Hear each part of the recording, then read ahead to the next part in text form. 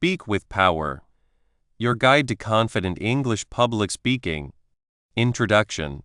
Does the thought of talking to a group, even a small one, make you feel scared? Maybe your heart beats fast, your hands get wet, and you can't think of anything to say. If this happens to you, you are not the only one. Many people feel this way. Talking in front of others can feel like being on a stage with a bright light on you, where everyone watches everything you do and say.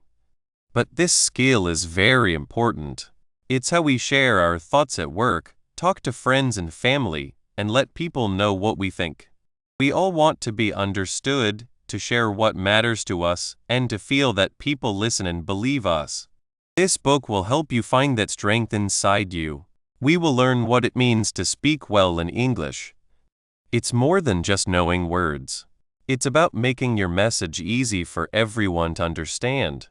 It's about speaking with a confidence that makes people trust you and feel inspired by you. It's about connecting with the people you are talking to so they feel you are speaking just to them. And it's about making sure your message is strong and stays with them. This skill, called speaking well in English, is not something you are born with. It's something you can learn, practice, and become good at. This book will show you how. We promise you this. By the end of this book, you will change. You will go from feeling nervous and unsure to speaking clearly and making others truly believe in what you say. This book is for everyone. It doesn't matter if English is your first language or your second, or if you speak often or not much. This book is made to help you use your full ability. We believe everyone has something important to say, and we are here to help you make your voice strong. How will we do this?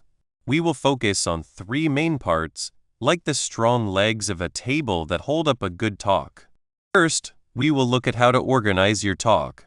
Think of this as building a strong house for your ideas. We will show you how to put your thoughts in order so your message flows well, making it easy for people to follow and understand. You will learn how to start strong, keep people listening, and end with a powerful message they will remember. A well-organized talk is the main part of speaking clearly. Next, we will look at your body language. What you do with your body is as important as your words, maybe even more. We will help you understand how to use how you stand, your hand movements, looking people in the eye, and your face to help your message. These are not small things. They are powerful ways to connect with people, show you are confident, and make your words more believable. You will learn to use your body to make your voice stronger and draw people in. Finally, and this is important for many people, we will talk about getting over fear. It is normal to feel nervous when talking in front of others, but that fear does not have to control you. We will give you simple ways to manage those nerves. You will learn how to turn that nervous feeling into energy and focus, so your true voice can be heard. We will show you how planning, changing how you think, and simple tricks can help you feel calm and in control, no matter what. This book is made to be your helpful guide. We will explain each step with simple words, good examples, and exercises you can do. You will find clear advice that you can use right away. Imagine yourself standing tall, speaking with belief, holding the attention of your audience, and sharing your message with the power it needs. This is not a far-off dream, it is a skill you can learn. Are you ready to find the power in your own voice? Are you ready to speak with confidence and make a real difference? Let's start this exciting journey together. 1. Speaking in front of people. It's a moment many of us know well. Someone asks you to say a few things, maybe at work, a family party, or in class. Suddenly, your heart beats faster. Your hands might feel a little wet. Your mind races and a small voice asks, "What if I forget? What if I sound silly?" This feeling, this natural way people react when standing in front of others, is something almost everyone feels. It's the feeling of speaking to a group. Let's be honest, for many, The thought of speaking in front of people brings up a mix of worry and even a little panic. We imagine everyone looking at us, judging every word, every pause, every movement. It feels like being on a stage under a bright light, with no script and many people watching closely.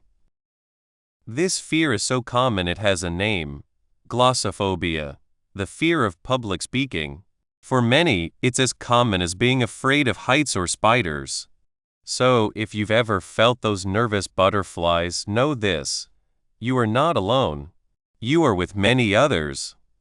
But here's a secret, a powerful truth that can change everything. This feeling, this nervousness, doesn't mean you're bad at speaking.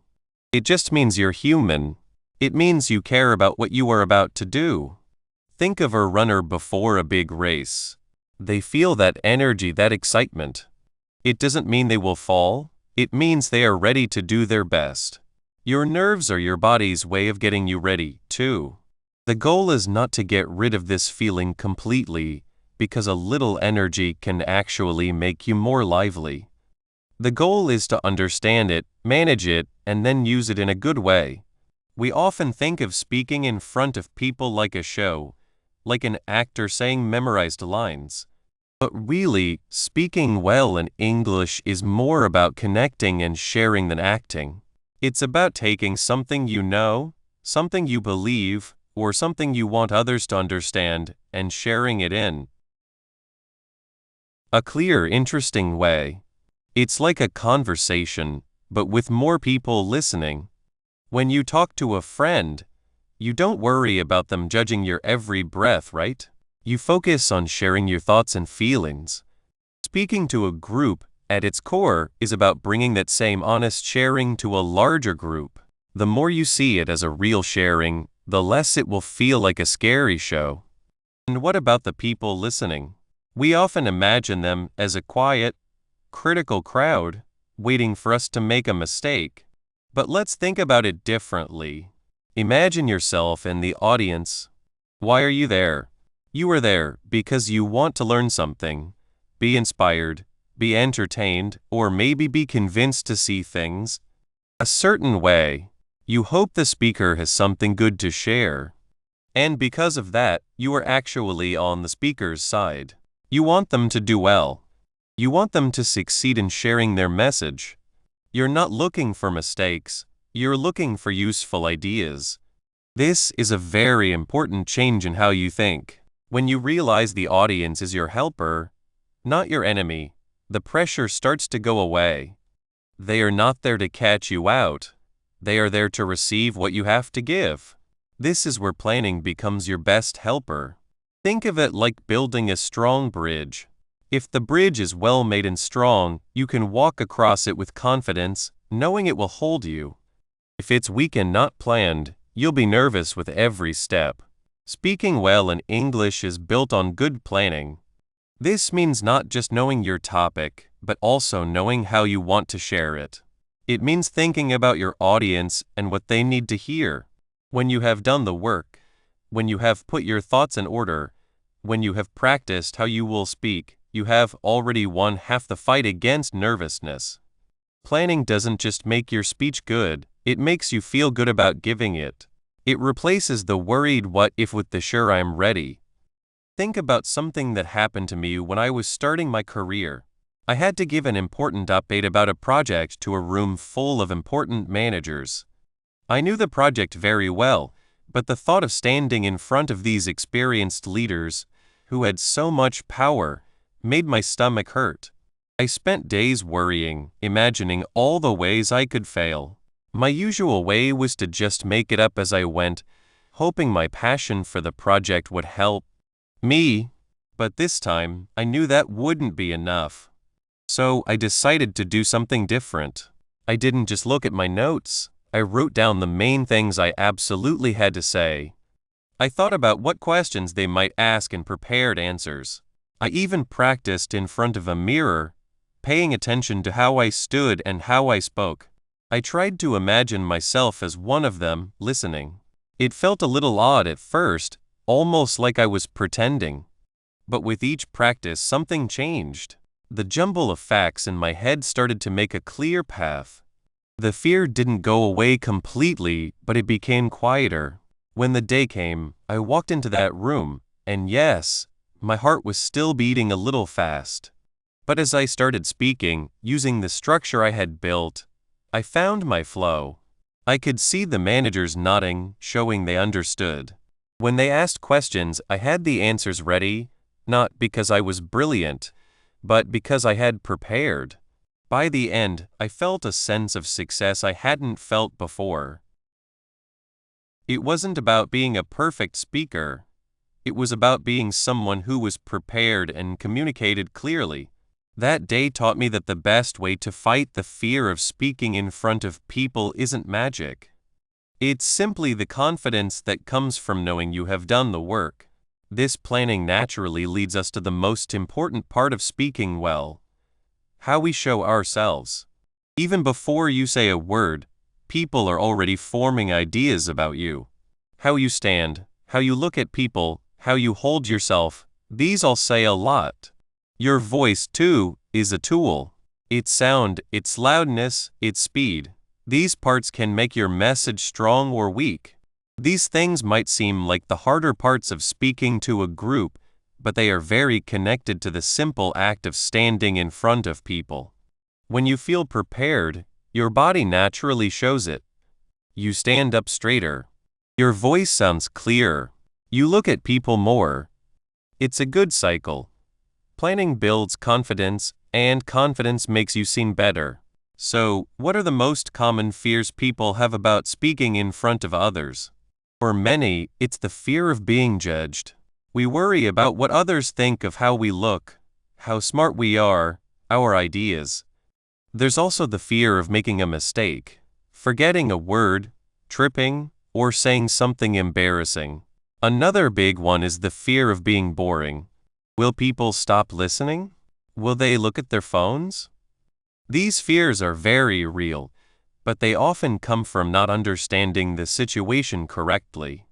We can change these fears by remembering that the audience is usually on our side. They are not looking for reasons to criticize. They are looking for connection and information. Instead of thinking, "What will they think of me?"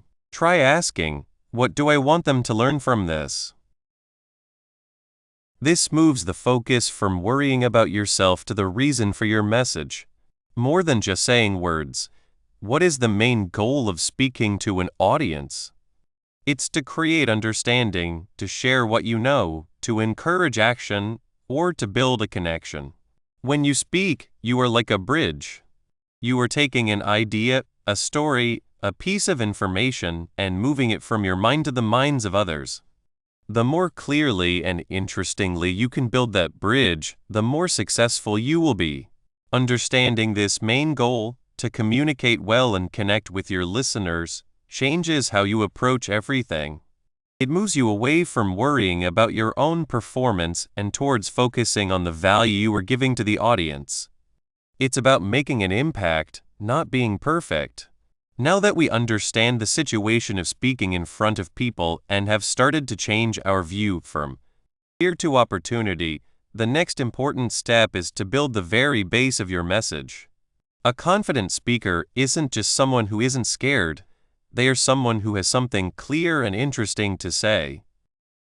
So let's start by learning how to build that strong base, organizing your speech so it has an impact. 2. Being good at giving talks. Talking well in front of people is more than just speaking English. It's about making a real link with those who are listening. Think of it like telling a story to a friend. You don't just say the words. You use your voice, your hands, and your eyes to help them feel what you feel and understand what you mean. Good speakers do this for a bigger group. Many people think some are just born good speakers and others are not. This is not true. Being good at talking is a skill, like learning to ride a bike or play music. It needs practice and knowing the right way to do things. This book will show you that you can learn to speak with strength and confidence. We will look at what makes a talk work well, and you will see it is made of a few important parts. So, What does it mean to be good at talking? It means your words don't just disappear. They are understood, they make sense, and they make people feel something or think in a new way. It's about sharing your ideas and information in English, so clearly that your listeners understand you perfectly. It's about making them feel part of it, like they are in a chat, even if you are doing most of the talking. And it's about being convincing. This means your listeners believe what you say, and they might even want to do something because of it. This is the main idea of good English talking.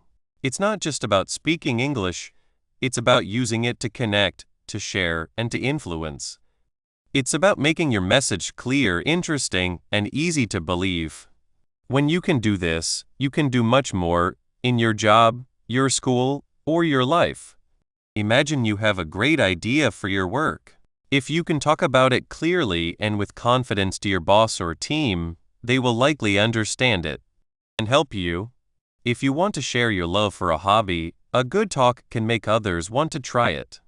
Being able to speak well opens many doors. To get good at talking, we need to focus on three main parts.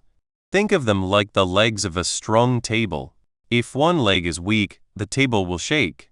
First, there is how you build your talk. This is about how you put your thoughts in order.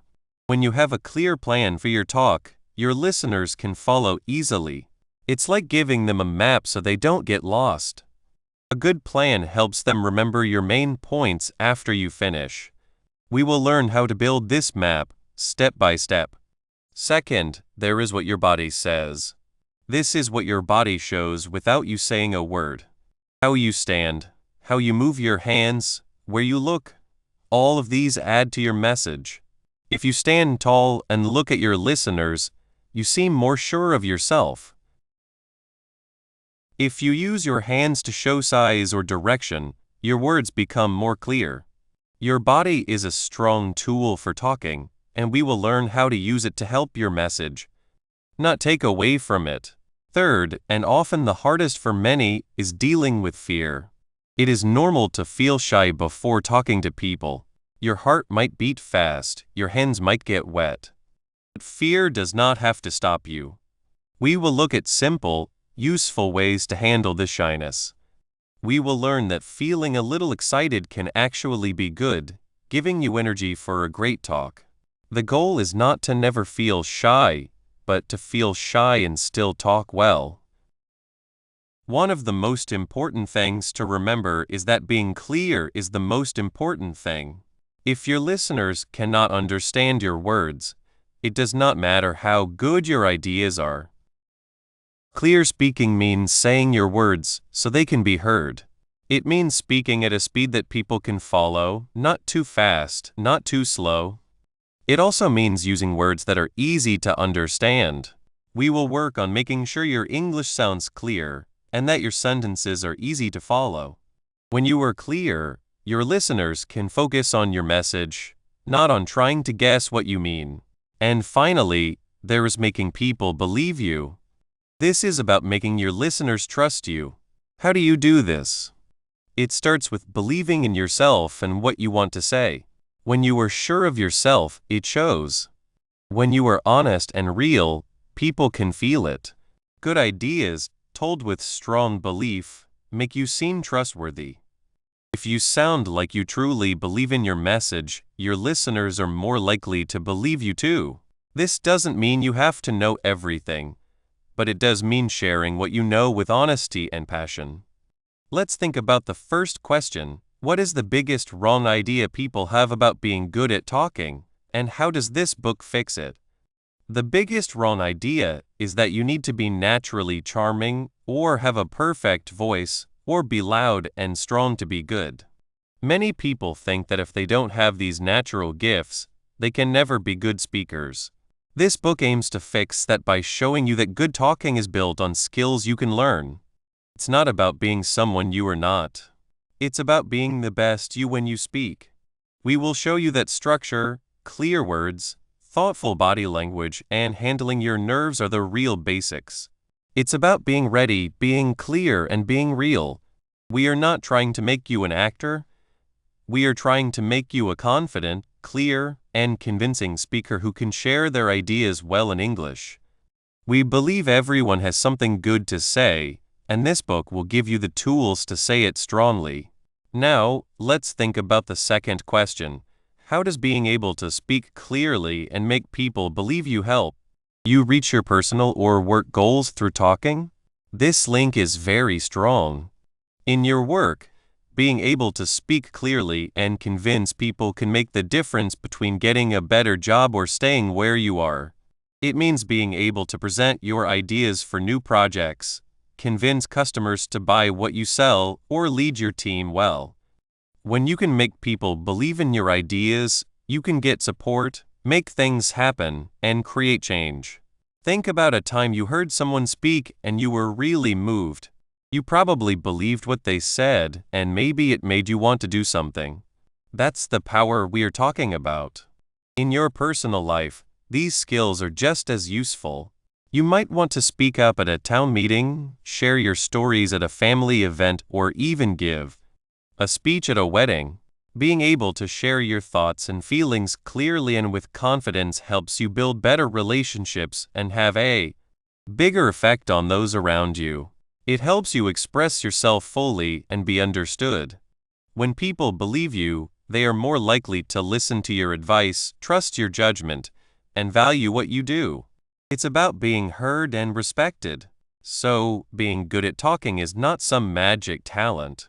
It's a mix of knowing how to put your message together, how to share it with your voice and body, and how to manage your own feelings.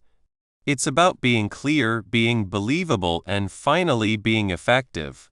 When you master these parts, you gain a strong tool that can help you reach your goals and make a real difference. Now that we understand what it truly means to be a good public speaker, someone who connects, convinces, and inspires, we can start building the base for this skill. The next important step is learning how to organize your thoughts, making sure your message is not just heard, but understood and remembered. Let's look at how to build a strong talk. 3. Speaking clearly and persuasively. Words are like tiny seeds. You can plant a seed that grows into a small weed, or you can plant one that becomes a beautiful flower. The same is true when you speak. The words you choose and how you say them can make people feel confused, or they can make your ideas grow in their minds, making them want to think, feel, or act in new ways. This is the main idea of speaking clearly and in a way that convinces others. It means making sure people don't just hear your message, but truly understand and feel it. Let's start with being clear. Think of it like shining a bright, clean light on your ideas. If the light is weak or flickers, people can't see what you're showing them. Speaking clearly means using words that are easy for everyone to understand. It's like speaking the same language as the people listening, even if they are from different places. One of the best ways to be clear is to use simple words. Sometimes we think using big, fancy words makes us sound smarter, but often it does the opposite. It can create a wall between you and the people listening. Imagine trying to explain how to make a cake, but you only use words like mix fats and sugar until fluffy or add dry ingredients slowly. Your listeners might nod, but they probably won't know how to get that cake into the oven. Instead, using words like mix, add, and bake makes the steps easy to follow. This is a big part of effective English public speaking, making your message as easy to understand as possible. This doesn't mean you can't use special words if they are needed for your topic. But if you do, take a moment to explain them. For example, if you're talking about computers and need to use the word program, you could say, a program is like a set of instructions for a computer. It tells the computer exactly what to do to get a job done. You've made a word that might be confusing easy to understand. Besides choosing the right words, how you say them is just as important. This is where speaking clearly and at the right speed comes in. Speaking clearly means making sure each sound in a word is heard. If you speak softly, or if words run together, people will have trouble hearing every word. Think about how a singer says each part of a word to make the song beautiful and easy to understand. You can do the same. Practice saying words slowly and clearly, paying attention to the start and end of each word. Speaking at the right speed is about how fast you talk. Talking too fast is like a runaway train. People can't keep up. They miss important details and might feel confused. Talking too slowly, on the other hand, can make people lose interest. It can feel like they are waiting for you to get to the main point. The best speed is one that lets people take in your message, think about what you're saying, and feel connected to you. Often, this means speaking a little slower than you might in a normal chat. Using pauses is also helpful.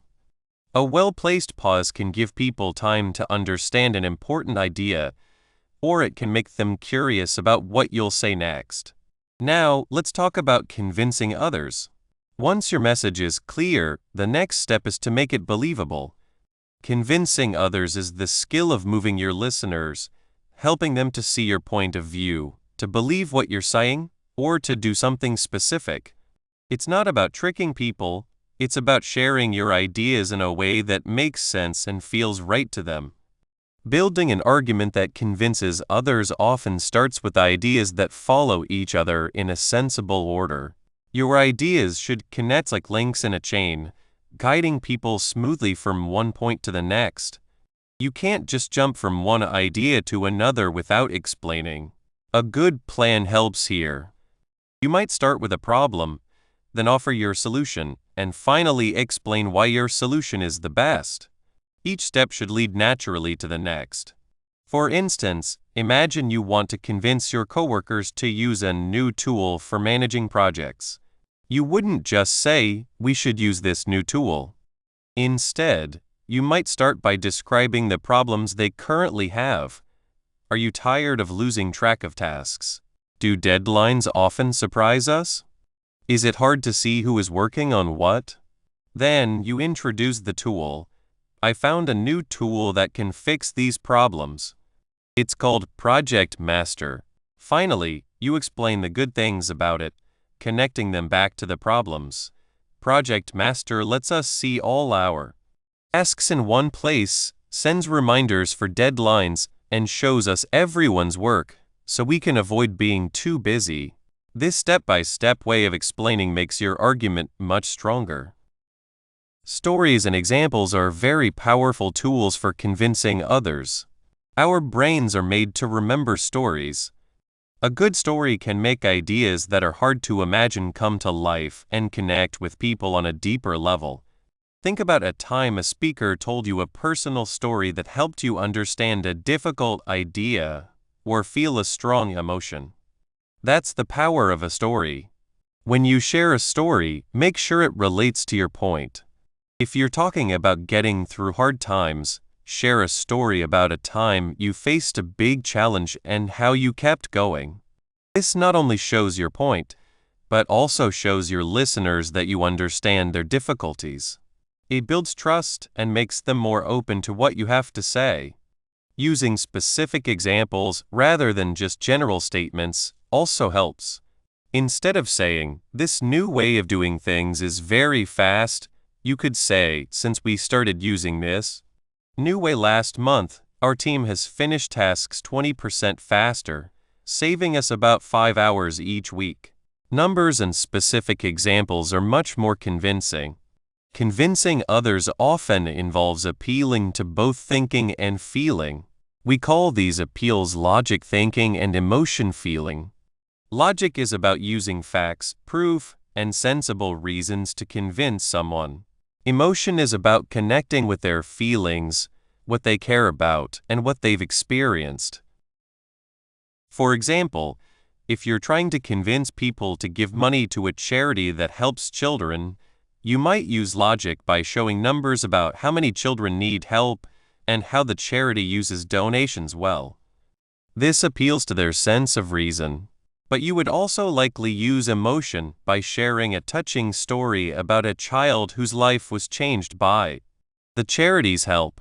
This appeals to their kindness and their wish to make a difference. A truly convincing message often balances both. It makes sense and it feels right. It's very important to remember that being clear and convincing are closely linked. You can have the best idea in the world, but if you can't explain it clearly, it will never convince anyone. Imagine trying to convince someone to buy something, but your description is confusing, your sentences are mixed up, and your voice is unclear. They won't be convinced. They'll probably just leave, feeling frustrated. Clarity is the base on which convincing is built. Without it, your attempts to convince will fall apart. This brings us to something very important: the people you are speaking to. What is clear and convincing to one group might be completely different for another. If you're speaking to a group of scientists, you might use more technical words. But if you're speaking to everyone, you'll need to simplify. Also, what might appeal to someone's sense of logic might not connect with someone who is mostly driven by feelings. Before you even start getting your speech ready, ask yourself, who am I talking to? What do they already know about this topic? What do they care about and what are their worries? What do I want them to think, feel, or do after they hear me? Answering these questions will help you adjust your words, your examples, and your appeals to be as clear and convincing as possible for that specific group. This way of focusing on the listeners is a sign of effective English public speaking. It shows you respect the people listening and makes your message much more likely to be understood and accepted. Let's think about a short story. I remember a young woman named Maria who was very afraid of speaking in front of people. She had a great idea for a new garden in her town, but every time she tried to explain it to the town leaders, her words came out too fast, full of special terms about soil and how to make compost that she thought everyone knew. She would get nervous, her voice would shake, and the town leaders would look at each other with polite confusion. They didn't understand her idea. One day, a teacher sat down with Maria. "Maria," he said kindly, "your idea is wonderful, but your words are like a tangled ball of string. Let's untangle them." He helped her break down her plan into simple steps. Instead of talking about the best way to give plants food, they talked about making the soil healthy for growing tasty vegetables. Instead of complicated science words, they focused on the good things that would happen: fresh food for families, a nice park for everyone, and children learning where food comes from. When Maria stood in front of the town leaders again, she spoke differently. She started with a simple question: wouldn't it be wonderful if our town had a place where fresh, healthy food grew right in our neighborhood and where children could learn about nature? She told a short, clear story about a family who had trouble buying fresh food.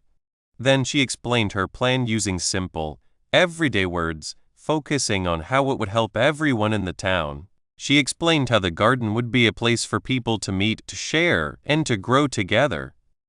This time, the town leaders listened. They understood. They saw the idea.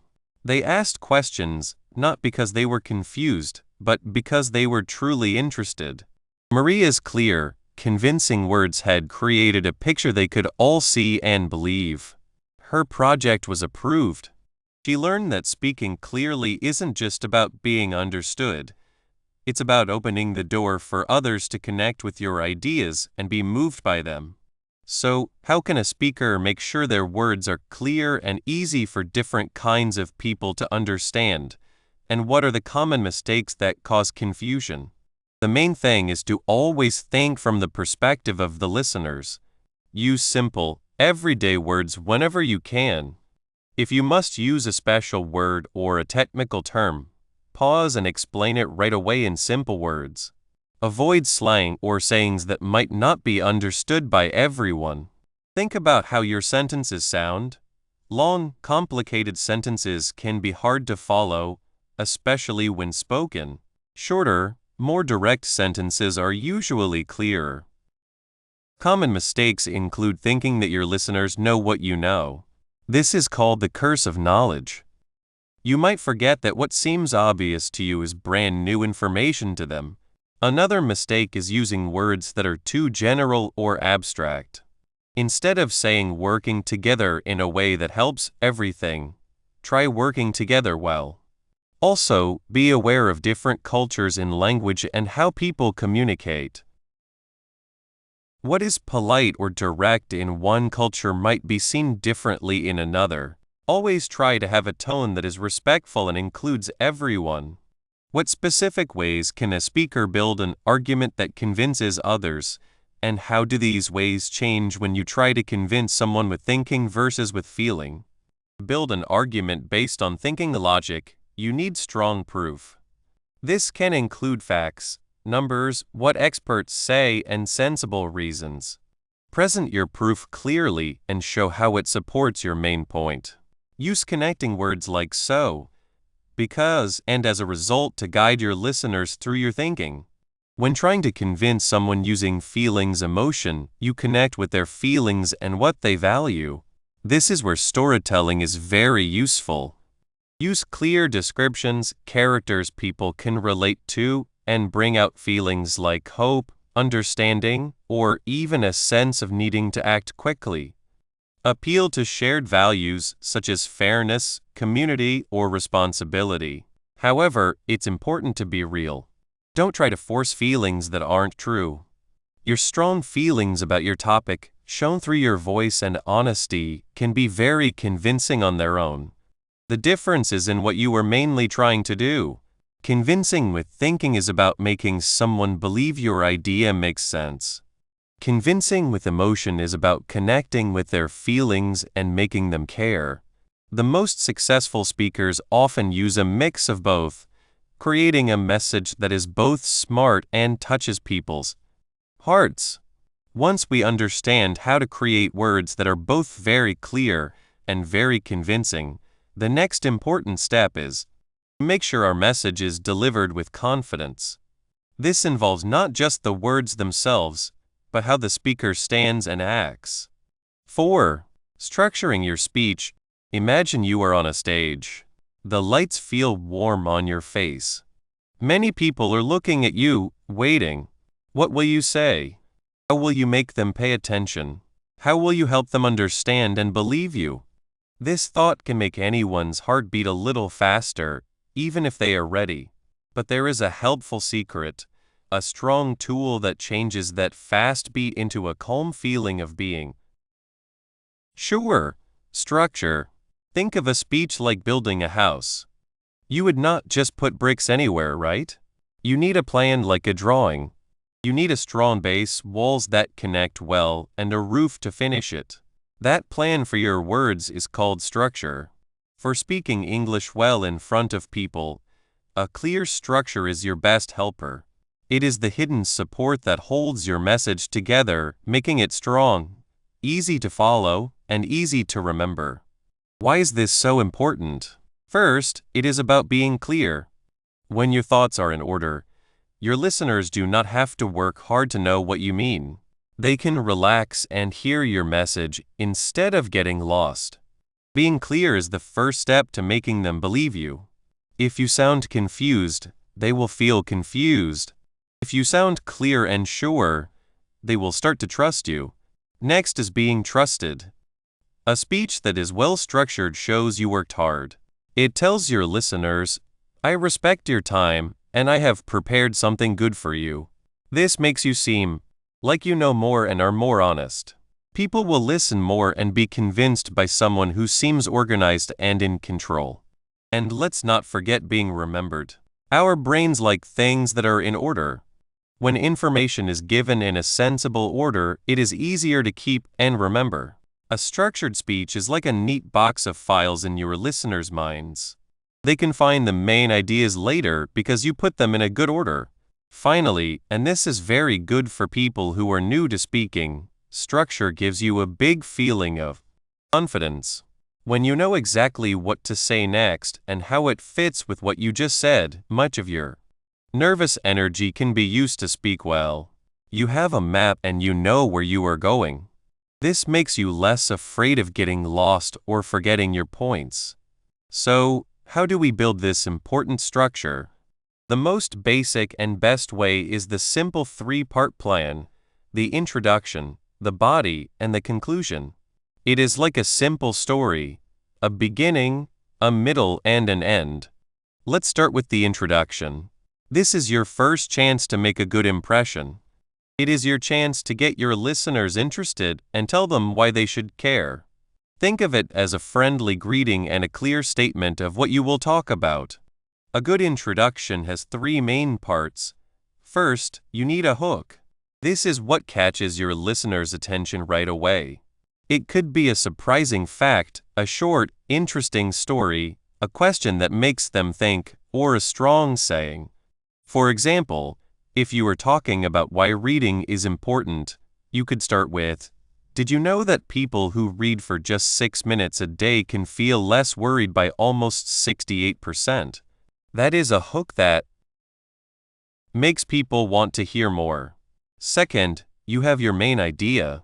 This is the most important point of your whole speech, said in one clear sentence.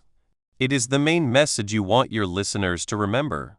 For our reading example, your main idea might be, reading often is a strong and easy way to feel better and understand the world more. Third, you need to tell them what you will talk about. This tells your listeners exactly what you plan to cover. It is like giving them a list of what is in your speech. You could say, "Today, we will look at how reading makes us feel less worried, how it makes us smarter, and finally, how it helps us connect better with others." This preview helps your listeners know what to expect and follow along. Now, let's move to the body of your speech. This is where you explain your main points. For most speeches, having 2 to 4 main points is best. More than that can be too much for listeners. Each main point should be like a small speech on its own, with its own clear topic sentence, details that support it, and examples. Let's go back to our reading example. If one of your main points is reading makes us feel less worried, your topic sentence would be just that. Then you would give reasons. You could share that fact again, perhaps explain why reading helps us feel less worried. It takes our minds off problems. It is a way to escape, and maybe even share a short story about how reading helped you relax after a hard day. Very importantly, after you have talked about one main point, you need to move smoothly to the next. This is the glue that holds your speech together. We will talk more about moving between ideas soon, but think of them as signs for your listeners. Finally, we come to the conclusion. This is your last chance to make a strong impression. It is where you finish everything, remind them of your message, and leave them with something to think about. A strong conclusion has 3 parts. First, show you are ending. Words like in conclusion, to sum up, or as we finish, let your listeners know the end is coming. This is important because it signals a change. Second, remind them of your main points. Briefly tell your listeners the important things you talked about. For our reading speech, you might say, "So, we have seen how reading can help us feel less worried, open our minds to new ideas, and help us understand others better." Third, repeat your main idea and give a strong final sentence. You can say your main idea in a different way, or offer a final thought that stays with them. This could be a call to do something, a memorable saying, or a final inspiring idea. For example, you might end with, "So, I hope you will all pick up a book today." Let the pages take you somewhere, teach you, and connect you. Because in a world that often feels messy, the simple act of reading can bring us peace, wisdom, and a better understanding of ourselves and each other. Now, how do you decide how to arrange those main points in the body of your speech? There are several common ways to organize them, and choosing the right one depends on your topic and what you want to achieve. One of the simplest is the order of time plan. This is perfect for telling a story, explaining how to do something, or talking about past events. You simply present your information in the order it happened. For example, if you were teaching people how to bake a cake, you would go step by step. First, get the ingredients. Second, mix the batter. Third, bake. Fourth, decorate. Or if you were talking about the history of computers, you would start with the first machines and move forward. In time, another helpful plan is by topic. This is when you break down a big subject into its natural parts or groups. If you are talking about the good things about exercise, you might have 3 main points: heart health, building strong muscles, and feeling good mentally. Each is a different part of the topic. This is good for looking at different sides of a subject. The problem-solution plan is very good at convincing people. You start by clearly describing a problem that your listeners likely have or can understand. Then, you offer your idea for how to fix it. For instance, you could talk about the problem of food being wasted in homes and then give useful tips on how to waste less. This plan works well when you want to get your listeners to do something. A similar plan is cause-effect. This plan focuses on why something happened or what its results are. You might explain why the weather is changing or talk about what happens when you do not get enough sleep. This helps your listeners understand how things are connected. Choosing the right plan is like picking the right tool for a job. An order of time structure will not work well for explaining different types of clouds, but it is perfect for explaining how a past event happened. A by-topic structure is great for looking at the different parts of a difficult issue. Always ask yourself, what order will make my message easiest for my listeners to understand and remember? Let's go back to those important transitions. These are the bridges that connect your ideas. Without them, your speech can feel broken, like a series of unrelated thoughts. Good transitions guide your listeners smoothly from one point to the next, making sure they do not get lost. Think about how you move from one idea to another when you talk. You might say, and another thing, or also, or now, let's talk about something else. In public speaking, we use similar ways. Simple phrases work very well. After talking about your first main point, you might say, now that we have looked at how exercise helps our heart, let's move on to how it builds strength. Or, another important part of eating well is drinking enough water. Or, besides understanding why we feel stressed, it is important to know how to handle it. These connecting phrases are like road signs. They show a change in direction, helping your listeners follow your thoughts. They stop sudden jumps and create a smooth, connected feeling. Practicing these transitions can make a big difference in how finished and professional your speech sounds. Now, let's stop and think hard about how this structure helps you reach your main goal. What is the one most important message you want your listeners to remember from your speech? And how will your chosen structure make sure they understand it? This question is very important because it makes you connect your choices about organization directly to your purpose. If your most important message is that learning a new skill can change your life, and you have chosen an order of time structure to tell the story of someone who learned to code and found a new job, then the structure itself makes the message stronger. The listeners see the journey, the steps taken, and the change that happens. They see the cause learning and the effect life change happen naturally. If your message is about how urgent a problem is, a problem-solution structure will make that clear by first making people feel for the problem and then offering hope and direction with the solution. The structure is not just about arranging words. It is about arranging understanding and, in the end, convincing people. It is about making sure that the one thing you really want them to remember is presented in a way that makes it impossible to forget. Think about this. If your speech is about the 3 main good things about a new product, and your most important message is the 3rd good thing because it is the most special or has the biggest effect, then your structure, with the 3rd point coming last, naturally builds excitement and leaves that most important idea strong as you move to your conclusion. The structure becomes a tool for making things stand out, making sure your most important point has the biggest impact.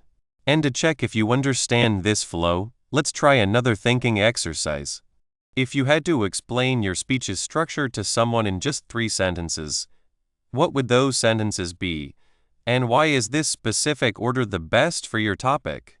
Imagine you are explaining your speech about why sleep is important. You might say, "First, I will explain why sleep is so important for our health, covering the science behind it. Then, I will talk about the common problems people have when they try to get enough sleep. Finally, I will offer practical, easy-to-use tips to make sleep better." Why is this order good? Because it follows a logical path. You first show the importance, which makes the listeners want to pay attention. Then, you talk about the problems they might be having, showing you understand their difficulties. Finally, you give the solutions, giving them the power to make a change. This order builds understanding, shows you know their challenges, and offers steps they can take, making the whole message more impactful and convincing. It is a journey from understanding the what and why to dealing with the how. This careful planning of your speech's design is very important for speaking English well in front of people. In conclusion, you have learned a lot about speaking English in front of people. This book showed you how to speak clearly and how to make others trust what you say. You have learned that speaking well in English is not a special talent only a few people have. It is something you can learn and get better at by practicing. We have shown you how to build your message, so every word is important. You now know how to put your thoughts in order so people can follow you easily. This makes your ideas clear and strong. We also learned how standing tall, using your hands, and looking at people helps them understand you even before you speak. How you stand and move is very important. You have learned how to use it to help your message and connect with people listening. We also worked together to help you feel less nervous. We learned how to turn that worry into energy. You have learned ways to handle being nervous. What felt like a wall is now a step you can climb. This journey has changed you. You are not the same person who started reading this book. You have new skills and, more importantly, you feel more sure of yourself. The main idea is simple and true. Anyone can speak English well in front of others. It means speaking so people can understand you easily. It means speaking so people believe you and connect with your message. And it means speaking with confidence, knowing you can stand up and share your thoughts in a way that matters.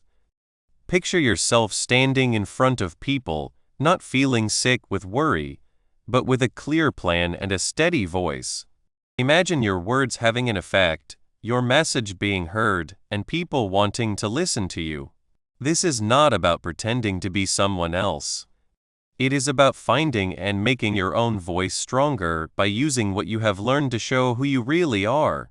You might still feel unsure sometimes, and that is okay. Learning always has challenges. But now you have the tools to face them. This book gave you the plan, but you will keep learning to speak English well.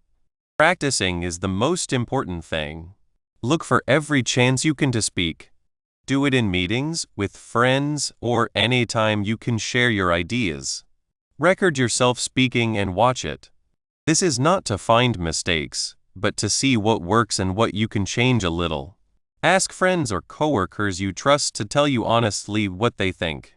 This is a gift that helps you grow. Keep watching speakers you like. Learn from them. You can even join a group that helps people practice speaking. You are now ready to be the confident and skilled English speaker this book wanted you to be. This skill can help you a lot in your job, make your friendships stronger, and let you share your ideas